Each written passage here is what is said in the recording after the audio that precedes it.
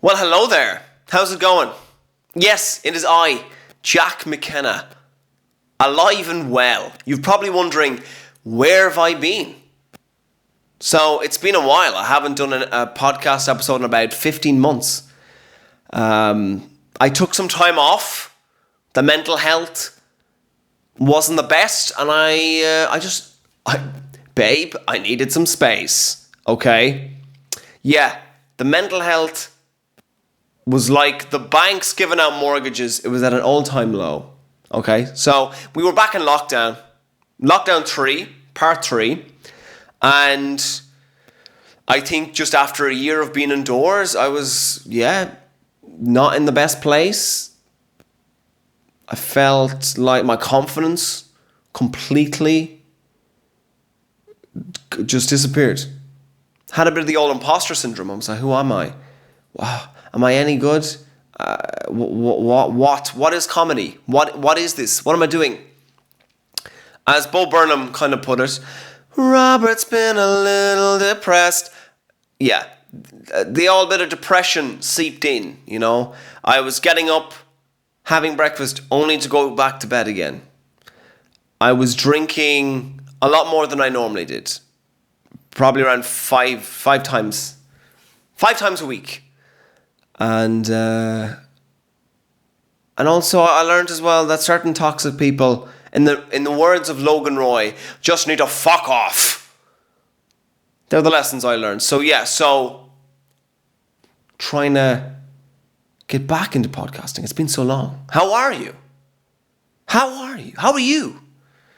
How was your lockdown? I know I'm not the only one who struggled with just the old intense situation that it was. I know a girl who is a dancer and this was the first lockdown, got trapped on a cruise ship. She was doing like a cruise ship tour, as you will, and they just completely paused the boat and was like, everyone must stay inside their rooms. And she was stuck there for 70 days.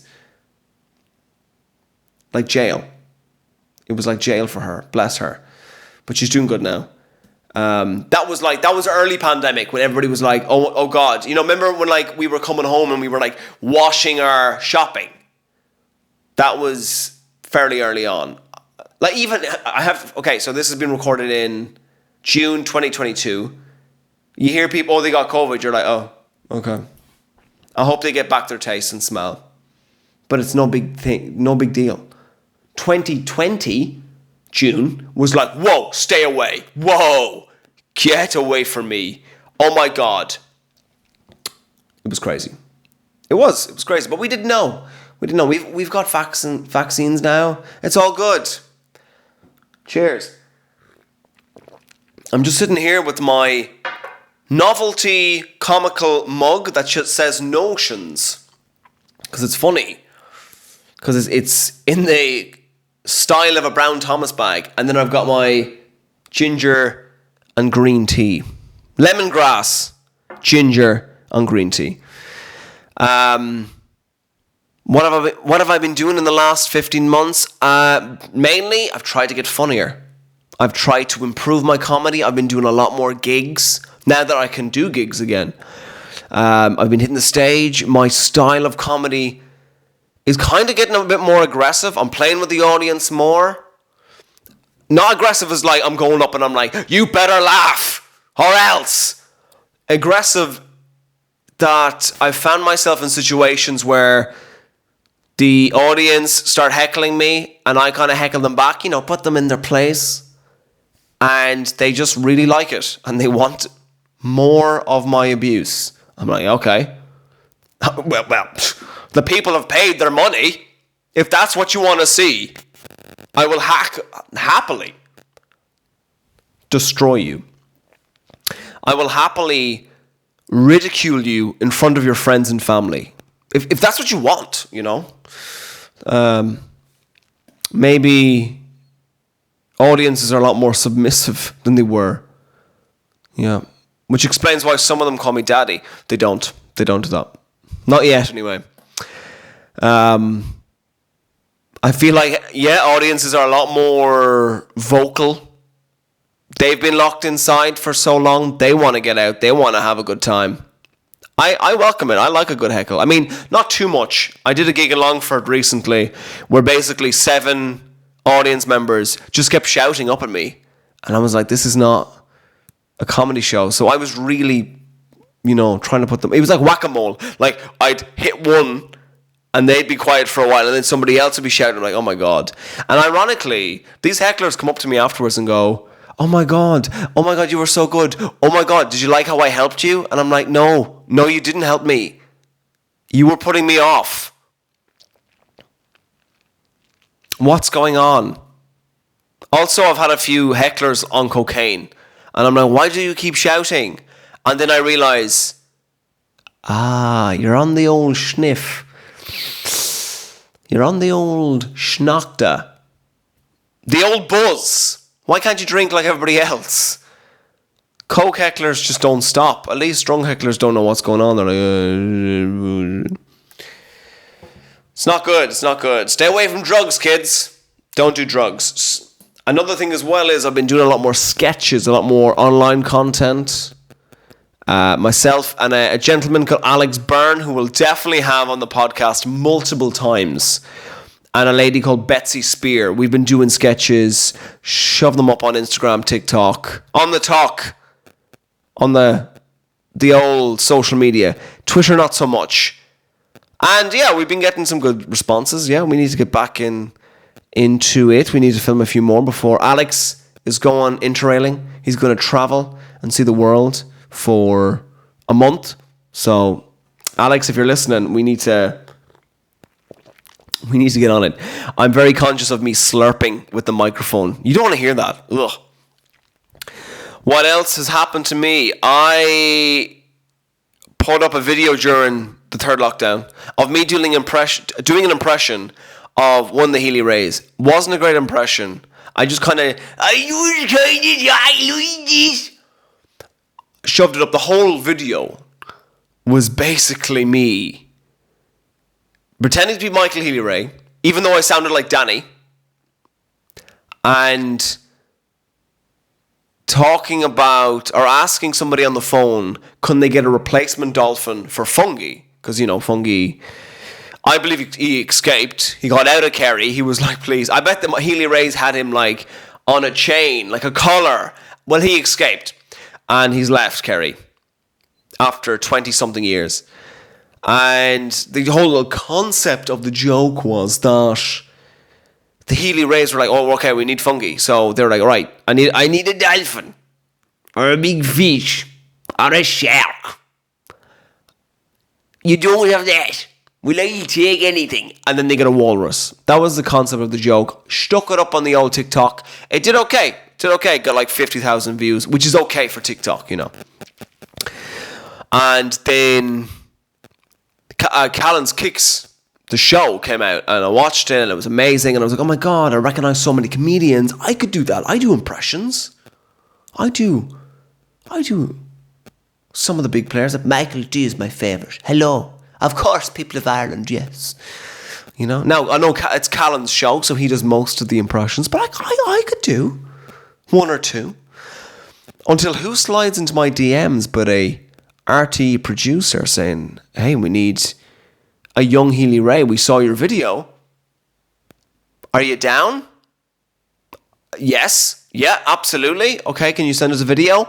Straight away, paddy cap on. Well, yeah, I tell you, what's the point of flying if you don't have wings into the airplane?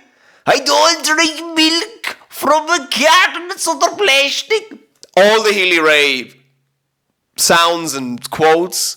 Well, yeah, I throw it into the skip of Skillarney. Got the part, turned up, shot with Callan himself. It was really, what a gent. Great guy. Really great guy. And Bernard Casey as well. I'm saying that his name right. I'm terrible with names. I'm dyslexic, so I'm not great at remembering. I don't know if I can blame my dyslexia on that.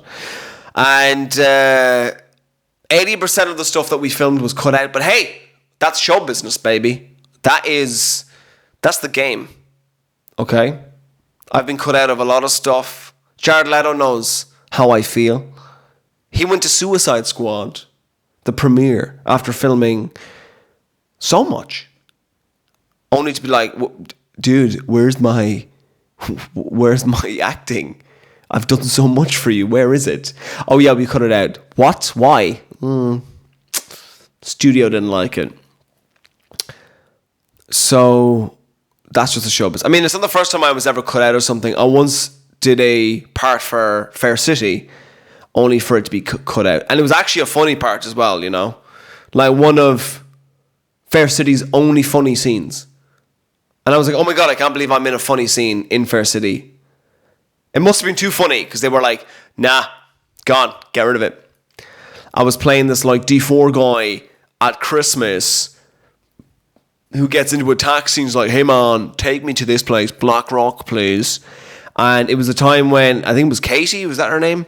She was kidnapped by, I don't even know who kidnapped her. Someone kidnapped her. And the father was a taxi driver, and he had like a sign up saying, oh my God, he's from Dublin. She's my daughter. She's been kidnapped, yeah? So I came in like, oh my God, who's this absolute ride? Like, pity what happened to her. He slams his foot on the brakes. He's like, get out. I'm like, man, why are you being so difficult? Get out. And then I had to do this like a few lines where I'm like, so I'm sorry what happened. I hope you find her okay. Yeah, it was good. It was going to be like my first TV appearance in 2016. And I was cut out. Not good. But I still got paid. And that's what we have to take away from this. So I've also mentioned that I want to get funnier. Or I've tried to get funnier in the last 15 months. And probably the last time I did an episode, I really could not string a joke together. You know, this is someone he's a wannabe comedian and he can't tell a joke. That's insanity. So I actually did a course in America on Zoom when it was all the rage, and they literally taught me how to do a setup and a punchline. How to get up on stage and have that snap that will make people laugh. I'll give you an example, right? So I wrote this joke today. So my girlfriend is obsessed with watching sociopaths and psychopaths, which explains why her favorite TV show is Love Island. You get it. I don't know if that's any funny, any good, if that's any funny, but you kind of get the gist. I've been watching a lot more of the Marx Brothers, like the godfathers of comedy, especially this guy called Groucho. Like you'd have seen him before. He's the guy with the mustache and the cigar, and he comes out with these great one-liners, these great just zingers. Like he's actually the inspiration for Bugs Bunny, which explains why Bugs Bunny would be like, "Yeah, what's up, Doc?" He's got a great one. So he's playing like this receptionist, and this man comes in and he's quite, formal, and he starts making jokes about this guy's wife. Saying, are you sure I should be with this lady? Hey, that's my wife. You should be ashamed. Well, if that is your wife, you should be ashamed. Stuff like that. Boom. Or he's got another great one from a film called Horse Feathers, where he's like the president of a university and he needs to win a big American football game. And his son is on the team. He goes up, my boy, play like you did last week. I've got $5 on the other team. Stuff like that. Boom. So I've been watching them, getting that silliness. See? But without the American accent. And yeah, as I said as well, I've been doing a lot more crowd work. I did my first headline spot recently, which we'll get into. That's a story in itself. Let's leave something for next week.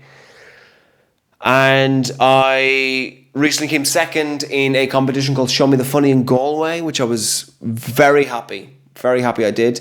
It was a bit of a rowdy audience, I'm not going to lie. I got up on stage and this guy kept talking. In these competitions, you only have like 7 minutes. So straight away, I had to shut this guy up quick. So I was like, hey, whoa, this guy's doing his own performance here. And he turns around to me and he starts shouting at me. And I was like, ugh. He starts trying to come up on stage. I go, oh, this guy's trying to kiss me. And he goes, no, I'm not, you twat. And he turned out to be English. So I was like, oh. And he's English as well. The whole audience were like, ah.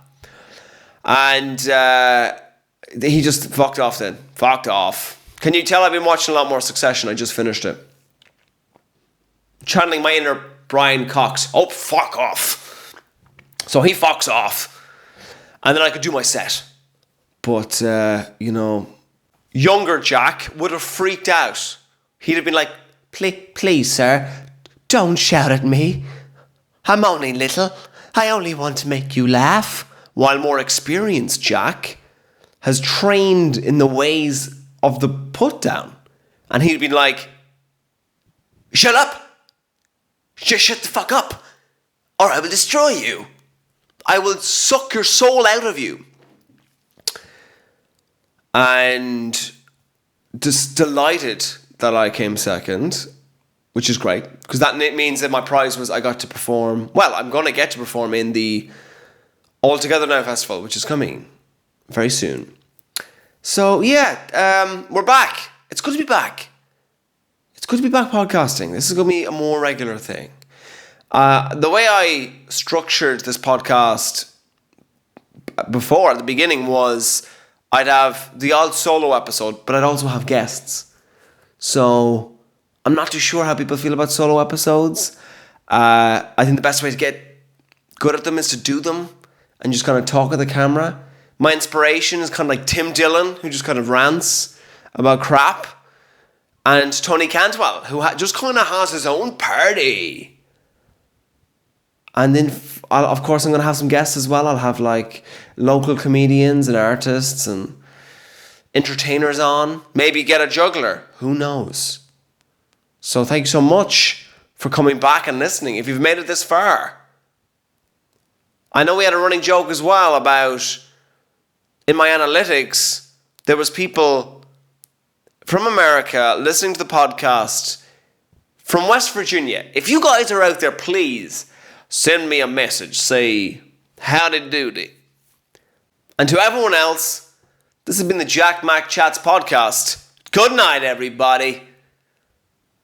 And that's when we'd have a bit of sexy jazz, sexy saxophone as the credits roll. Don't know